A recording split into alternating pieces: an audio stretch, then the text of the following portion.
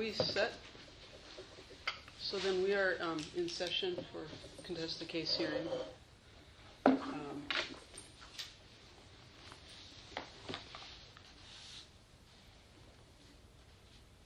For DLNR file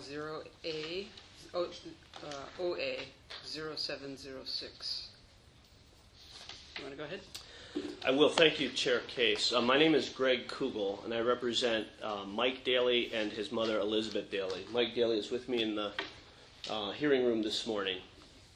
And let me begin by thanking you all for being here. I understand maybe you got through your agenda this morning early, so I apologize for being the reason that you're still here. I also want to thank you all, particularly the board members, for your service, because I understand that it is that. And then a third kind of an introductory comment I want to make is that Ms. Chun and I were just joking around that this is kind of a repeat of things for us, because we've been doing this on this case for a couple of years. For all of you, it is something maybe perhaps new, with the exception of Mr. Gomes, who heard the original hearings officer recommendation last summer. So what I thought I would do, we filed exceptions to the proposed decision and order and went through a bunch of legal arguments about that. I expect you might have questions today. I'm here to answer that. But I'm not going to repeat everything I put in the brief. Rather, I wanted to kind of take the 30,000-foot view, not the least of which because I know that many of you have not heard this matter before. And so with that, I would start that this is, once again, we're before you on a Mokuleia property. I was in the boardroom 2 weeks ago when the board heard the Grandview Apartments matter, which, just for reference sake, the Dailey property is just a few doors down toward Haleiwa from the Grandview properties and from the bay there at Mokuleia. The board has also heard about the Sutton Partners case and the Michaels case, all within the past couple of years. And we're right along that string, that bay of properties. And also for reference, the Dailey property is actually adjacent to the polo field up there at Mokuleia. Now, one of the comments that I've heard in attending the hearings that I attend has been some concern from some board members, which we share, which is that the enforcement process has been going on for certain of the property owners up there along this stretch of Mokuleia has been rather ad hoc, and it's not a real good problem-solving way to address what is really a regional or at least a neighborhood problem. And all these properties have been suffering in much the same way, and many owners, as you board members have seen, have had to take various forms of action that have brought them here. And so one of the things we've encouraged all along is a kind of a holistic viewpoint, or at least viewing all of this in context. And I'll come back to this point toward the end of my presentation this morning. And what we'd also, I'd just say on the side, what we'd agreed to do is I'll speak for a few minutes. I'll let Ms. Chun respond, and I want to save a few of my minutes for rebuttal or to answer questions if you have it. So just by way of history, and this is summarizing what's in the record before you, the Dailey home itself was built in 1965 by Mike Dailey's father. And during the winter of 1969, there was a huge storm, and the biggest surf most people can remember. That was December 1st through 4th, 1969. Mr. Downing might know something about that, where many of the properties, including the Dailey property, sustained high surf damage, and the surf actually pushed through all the way past Farrington Highway, most locations up there. The Dailey property, like many others, was damaged during that event. As a result, many North Shore residents took steps to address and to prevent a repeat of that damaging incident. Mike Dailey's father was one of them. And what he did was he contacted his friend William Patey, who at the time was the head of the sugar company. He went on to actually chair DLNR a number of years ago. Mr. Dailey suggested placing a rock revetment on his property. In fact, a number of other people along not just in Mokuleia and Wailua, but also down on the North Shore had done the same thing. And so that's what Mike's father did. Mr. Dailey constructed a rock revetment, a loose rock revetment, on the property, not in the conservation district. And he did this in 1970, following the 1969 winter surf event. At the time he did it, Mike Dailey, my client, was a little bit younger than he is today, and he was away at boarding school in the mainland. When he came home for summer, the revetment was constructed. But as things occurred in 1970, there's not paperwork associated with that wall that anybody could find. However, there's a state statute on this. It's the Coastal Zone Management Act, Chapter 205A, that says specifically structures built in the shoreline setback area, which is the land malka of the shoreline, in other words, the city jurisdiction, don't have to have a shoreline setback variance when they're built before June 22, 1970. And the reason is because they weren't regulated before that date. So Mike returns home from school in the summer of 1970, and the revetment's there. And it is also undisputed, it was undisputed in this case and is today, that the revetment was not built in the conservation district. And I should say, this is a case of the conservation district coming to the rocks, not the rocks coming to the conservation district, as will become evident. So things proceeded well and good from 1970 till 2005. During the winter of 2005, there was a high surf event, and some of the boulders in this revetment rolled down onto the beach. DLNR was called out.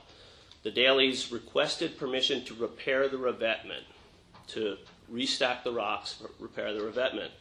That request came into OCCL and DLNR, and it was denied. The reason why it was denied was, and this is an exhibit that was before the hearings officer, and it's in the record, was that there was no evidence that it was lawful when it was installed, or that it was, well, that was the point they took. So it wasn't lawfully existing, couldn't be repaired. They couldn't allow the Daileys to repair it. So they instructed the Daileys to retrieve the rocks that had rolled onto the beach, which they did, and they closed the file. They also closed the enforcement file because, as Dolan Eversole wrote in his memo, that there was no evidence that the structure was placed in the conservation district when it was built. All well and good. That ended in 2005. Unfortunately, as one would expect, when the revetment couldn't be repaired, in 2006 there were more high surf, and they suffered the same thing. The Daileys' house, which is actually located 20 feet back from the edge of this revetment, was threatened in the winter of 2006. Palm trees began to tilt over onto the beach. Rocks, in a more severe fashion, rolled onto the beach or collapsed on this revetment, and the home was in danger.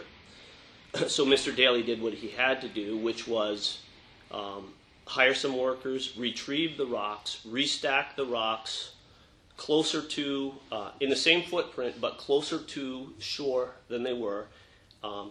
Many of the rocks where there wasn't a problem were left completely alone. Largely this is in front of the house that I'm referring to. And then the surface of the restacked revetment was grouted across the surface, so you could actually, nowadays you could actually walk on it. Needless to say, there were, DLNR was called out, and they came out, issued a cease and desist letter, viewed the work ongoing, took photographs, which are in the files, and ultimately brought an enforcement case before the board, and that's what we're here today on. Now, this occurred in May 2007. What happened, as is the board's typical practice in May 2007, it came on before the land board. The Daileys requested a contested case hearing. The board, and I realize this is long before any of you, the board voted to impose a fine, to order removal of the rocks, and took that vote. Subsequently, it decided to grant the contested case hearing, and we went through that contested case hearing. It took some time, and I'll explain why it took time. Ultimately, that contested case hearing was concluded in 2013, and we're here today.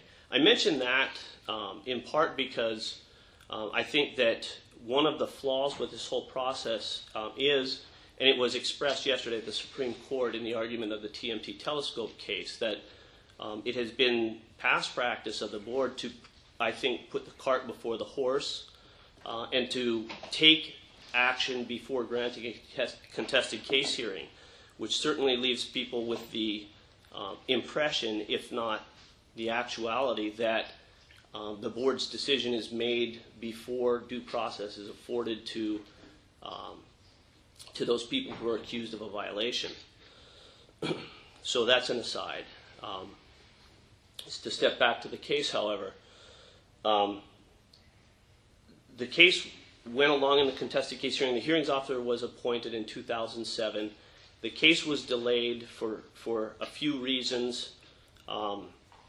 First, the property was, they did a shoreline survey. Then there was the exploration, which actually involved an application to the city for a shoreline setback variance, the purpose of which would have been to allow the rock revetment, or I should say a rock revetment, to exist in place to protect the property, which, again, indisputably would be in jeopardy if there is no shoreline protection. That's in the DLNR's report. That's also what our experts said in terms of the danger to the house. In 2007, there had been a shoreline survey. The property had never been certified. There was not a certified shoreline. But in 2007, the survey showed that most of this rock revetment structure was located Malka of the shoreline. There was a portion of it that was Mackay. So the Dailey's understanding as they went to the city to seek a shoreline setback variance to retain a shoreline protected structure would be that these existing rocks, which had been in place since the 1970s, would be permitted to remain largely in place, perhaps being reconfigured where portions were in the Mackay of the shoreline, but largely in place, repurposing the existing structure. They went through that process, which is a several-year process. The city approved a structure to be located in that area.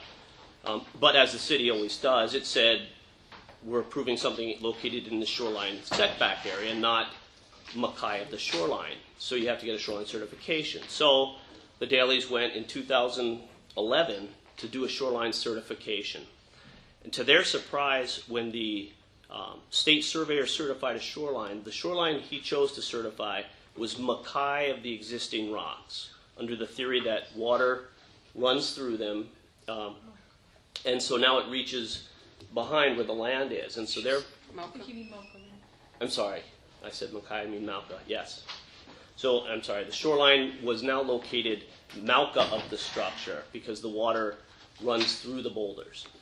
The effect of that meant that the entire protective structure that the city had approved or would approve needed to be moved Malka itself, which was impractical, given the closeness of the house there at 20 feet in certain places, as well as the fact that, which is our argument and what we're here talking about today, that this was a non-conforming structure that had been built prior to its location within the conservation district, and it seems improper and unfair to require a non-conforming structure to be removed and moved Malka out of the place where it had been for over 30 years.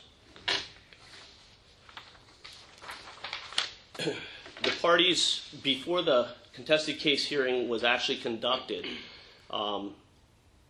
after this problem came up with the new location of the shoreline in 2011, there was discussion, and it was proposed by us that given the pre-existing nature of these rocks, that the state should issue an easement under their current location so they could remain in place as they had, and that would be a way to avoid the contested case hearing and to avoid determinations of things such as shoreline, such as violations, such as non-conforming structure.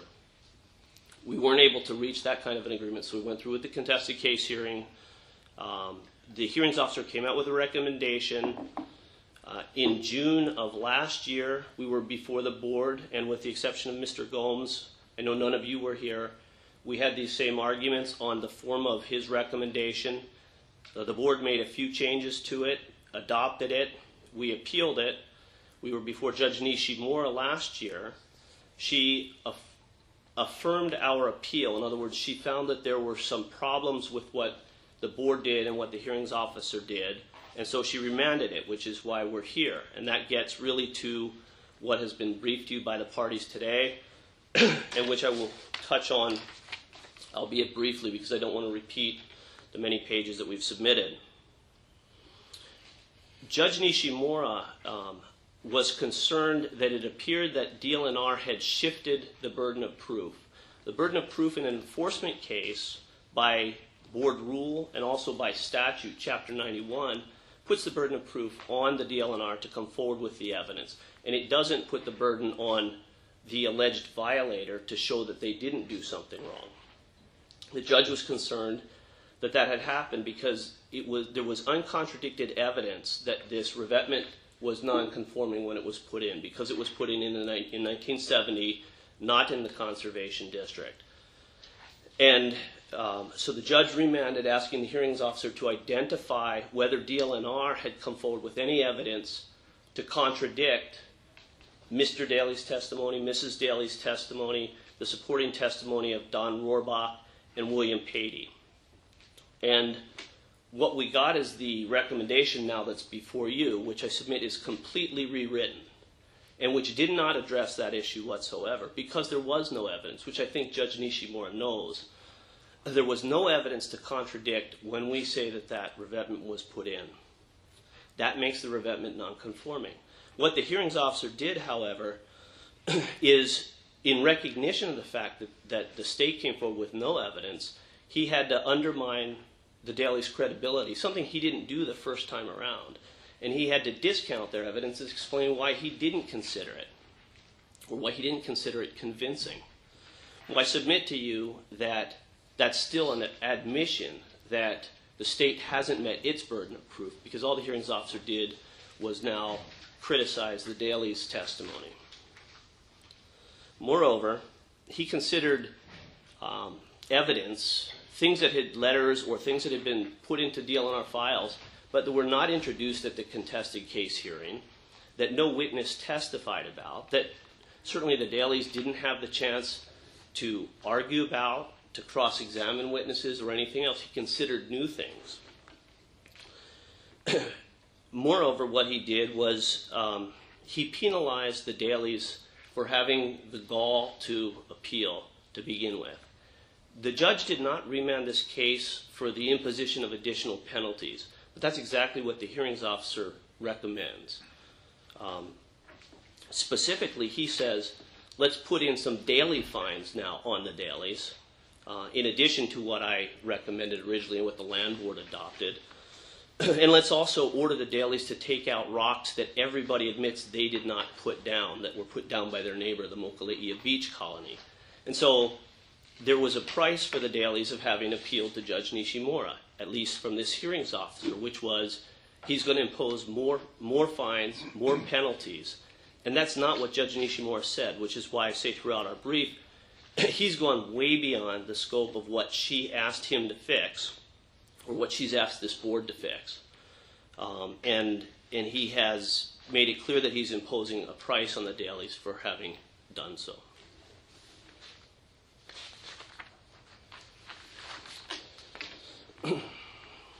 Now, let me come back to the point I made at the beginning, which was the situation you have at Mokuleia with not just the Dailey property, but those down the coast that all have their hardened shorelines, and the way that they've gotten those hardened shorelines. The effect of what the board did 2 weeks ago on the Grandview Apartments was to say to those people who, in many respects, allegedly did what the Daileys allegedly did, which was to, although different, they put new rocks down. The Daileys simply repaired a revetment that's been there since the 70s. And they said, you go to the city and figure out how to fix this, and then come back to the board if portions of what's there need need an easement. That's what the Daileys have suggested all along be done in their case. They've argued to the hearings officer, and it's been briefed, and it's in his recommendations. We pointed to the properties down the beach and said, look, you need to be consistent with what you do. Down the beach, you've granted easements for people that have gotten after the fact permits from the city for their things to exist, and then granted easements on those portions of the rocks that remain within the conservation district or with Mackay of the shoreline. And that is what we believe should certainly have been done in this case. I mean, I would say legally, if one has a non-conforming structure, they should not have to go get an easement to allow it to remain. And yet, that's what we suggested at a minimum should probably happen here, because that, as we say, those rocks have been there undisputably from 1970. And you know what the Daileys did? They sought permission, did not get it, and had to then take steps to address an emergent situation. And so, you know, I think the remedy that the hearings officer suggests, which is removal of the entire revetment, non-conforming or not, pre-existing or not, everything come out, that is simply onerous, and that's disproportionate to what they've really said, which is in 2006, you didn't ask us for permission to repair your rocks before you undertook those repairs. And I want to emphasize that this is not the case where somebody went out in the middle of the night and dumped rocks and cemented them. This is completely different. There's no dispute that those have been there for, at this point now, it's well over 45 years. So I offer to answer your questions. Otherwise, I will cede the table to Ms. Chun and reserve some time for rebuttal at the end. I have one question. You seem so emphatic about these rocks being there since 1970. Is it your word, or do you have proof? No, we have proof. So I'll start with, there was an aerial photograph put into evidence in 1967. There were no rocks. I think the next aerial photograph that DLNR had was 1980s, and there were rocks in place in the 1980s. Of course, we don't dispute that either. So in terms of the evidence that was before the hearings officer and is in the file, Mr. Dailey's testimony is that it was there. Mrs. Dailey's testimony is that it was put in there in 1970. Don Rohrback says it was put in after the 1969 storm. He doesn't identify 1970 as the date. William Patey confirms that he had the conversation with Mr. Dailey following the 69 storm, but he doesn't know the date that they were put in. We have a 1965 land court map that shows the shoreline at the time in 1965 considerably more Mackay than it is today, and as well as an aerial photograph showing more yard, rocks, and then beach than exists today. All of that was evidence that these rocks, A, were not placed in the conservation district, but were placed in the yard on private property. And that's what we have that identifies the date that it was placed. And there's But there's no proof. That's all. I mean. Well, no, there's proof. There's sworn testimony of several witnesses. Right. You have proof from testimony, but no proof that's actually. You don't have a picture or something that shows us that these rocks were there. The only two aerial photographs that I know of are 67 and 85. Okay. And you had no evidence that it wasn't, other than the evidence I just recounted. In other words, DLNR came forward with no evidence of its own to say, for instance, here's a picture. They clearly weren't there at that time. They didn't bring forth one witness to say, yeah, I was out, I walked that beach. I'm from Oakley Beach Colony. I walked that beach up and down, I understand. and nobody was there. But my question was just that one, and we'll get to that. Witness testimony. Okay, thank you.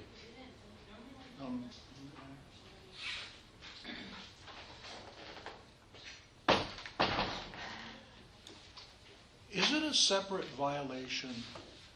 Your case, basically, as I see it, is that they had a legally non-conforming seawall that was demolished by a storm around 2006.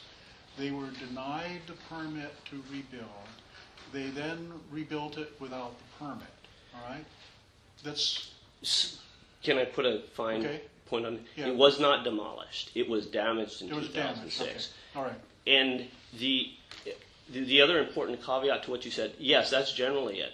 In 2005, when they refused permission to repair, it was for an improper reason. What they said was, you can't establish that it was legally built.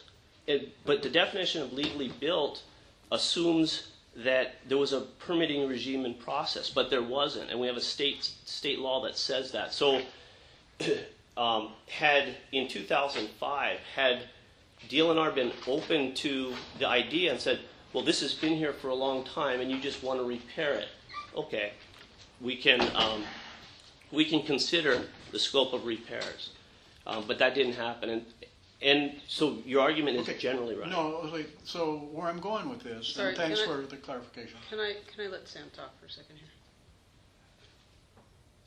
Does everybody have documents?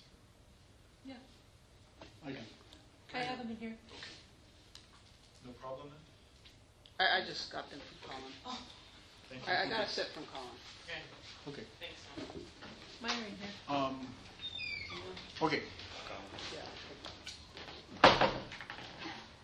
Is it a separate violation? Is it a violation for them, even if the department should have given them a permit? Is it a violation for them to build the seawall without the permit? To repair. Rebuild or repair the seawall without a permit? The way that I read the regulations, which talk about the right to repair or reconstruct a non-conforming use, as well as the Coastal Zone Management Act, which also talks about the right to repair. I think it can be read to say no. It limits the scope of a repair. It says you cannot repair when it's demolished more than 50%. The idea behind that being that if it's a non-conforming use and it's virtually destroyed, you don't repair it, you build new consistent with whatever the new regulations are. So there's a dollar analysis that goes into it.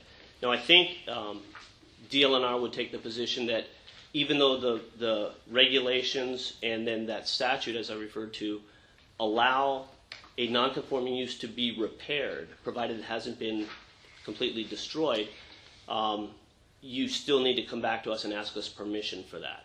I believe that's DLNR's position, and if that is, then you would be right. You'd need to at least ask that permission before undertaking those repairs. Well, I'm going to ask the same question of the DLNR council, but that's step one in what I'm thinking here is that even if you were correct, that typically is the way these things work, is that you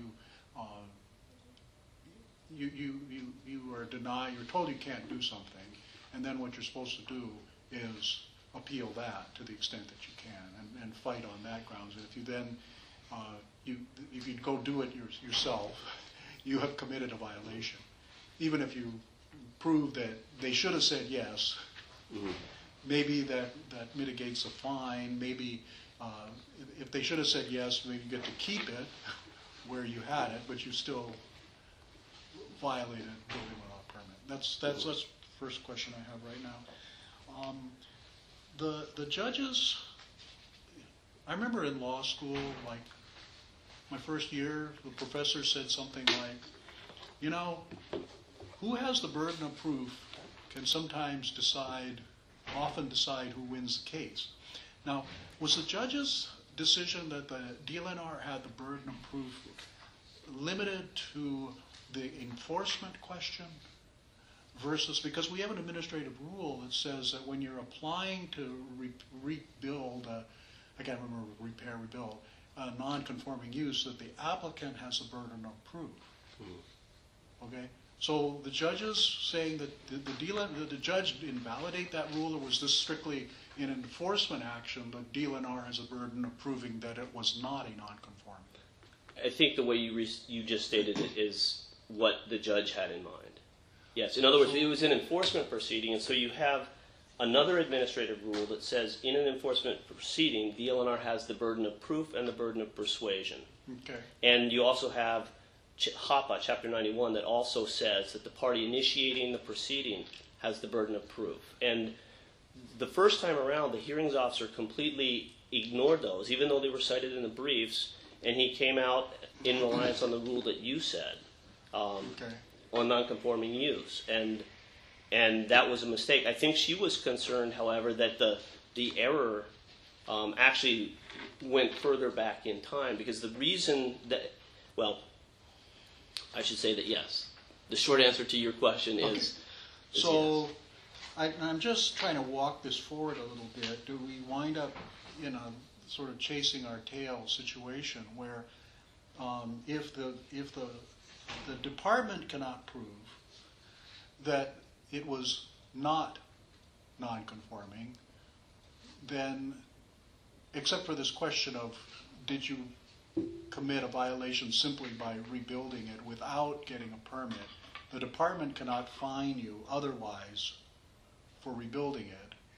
But if you cannot prove that it is non-conforming, you cannot get a permit to retain it.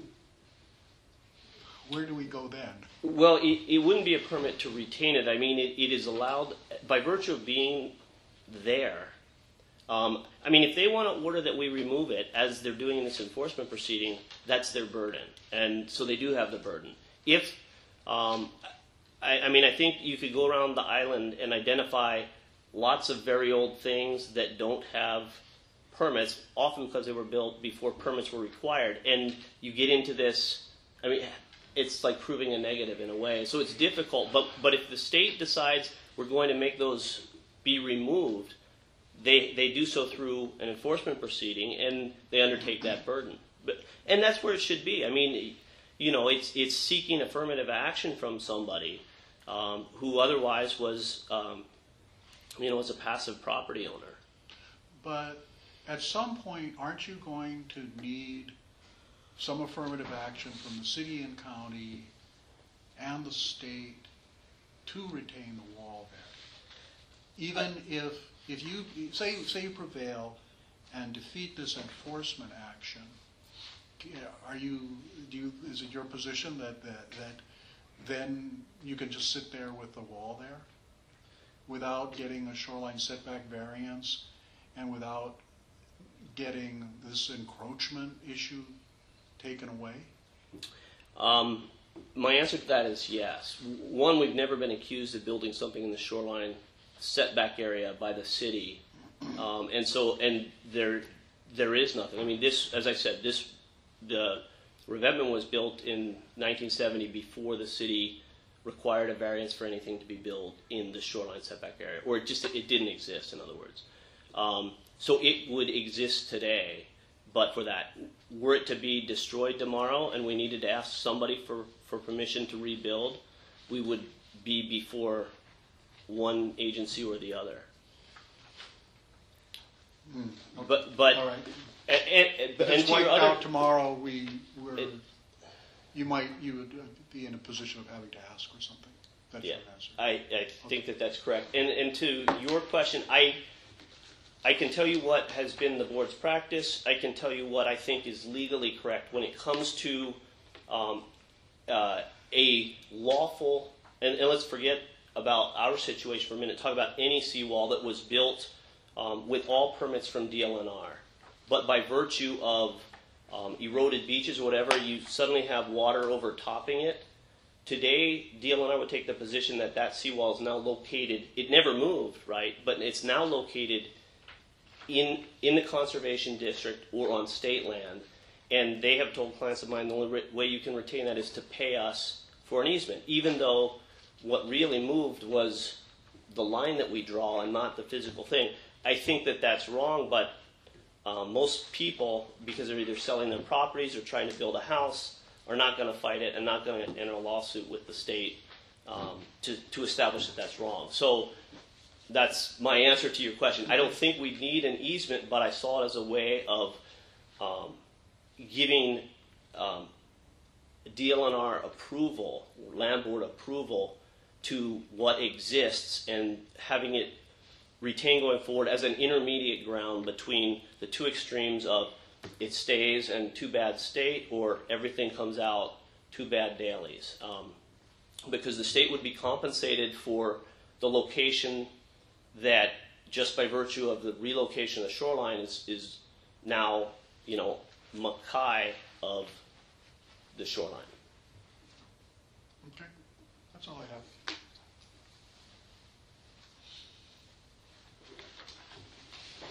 Thank you.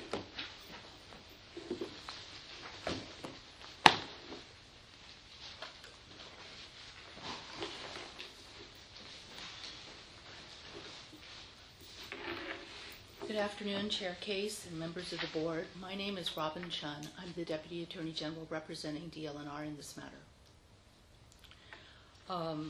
Just briefly, to touch on a couple of points that were raised with Mr. Kugel. The other properties that he referred to that are located on the shoreline but further down are discussed at page 24 of the revised